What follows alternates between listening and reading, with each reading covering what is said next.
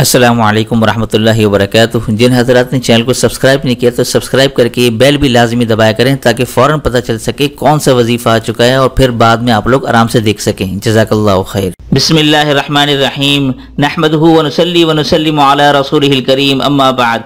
मेरे दोस्तों, बुजुर्गों, बहनों, भाइयों, अस्सलामु अलैकुम वरहमतुल्लाहि वबरकातुहू। उम्मीद करता हूँ आप तमाम लोग अल्लाह की रहमत और फजल से जहाँ भी होंगे, जिस हाल में होंगे, खैर और आफियत से होंगे।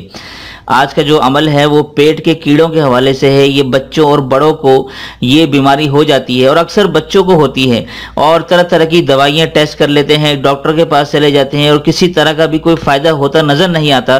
तो उसके लिए मेरे हजरत का बताया हुआ एक ज़बरदस्त ये दम किया हुआ पानी इसे कहते हैं, ये मैं आपको बताऊंगा कि किस तरह से करना है।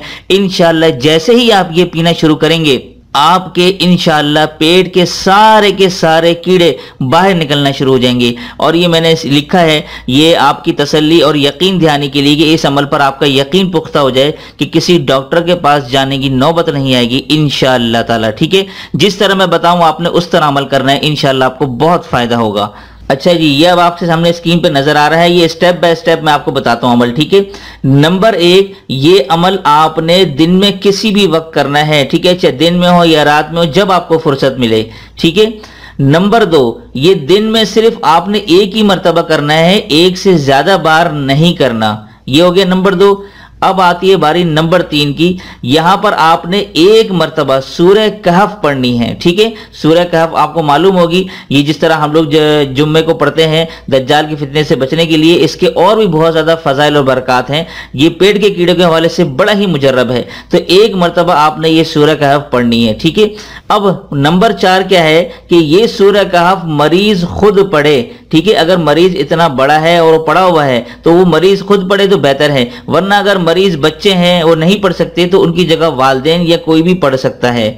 अच्छा, नंबर 5, पानी पे दम करना है। अब पानी के ऊपर दम करके वो पानी पी लेना है या पिला दें आप लोग। और बच्चों को पानी के साथ साथ जो उनके खाने पीने की जितनी भी अशिया होती हैं उनके ऊपर भी सूरह कहफ जो आपने पढ़ी है वो दम करना है और उनको वो खाने पीने की चीजें भी खिला पिला सकते हैं। ठीक है, चाहे वो जूस हो, पानी हो, जिसमें भी वो खाना पीना चाहें, और पानी पे जरूर दम करके उनको लाजमी पानी पिलाएं।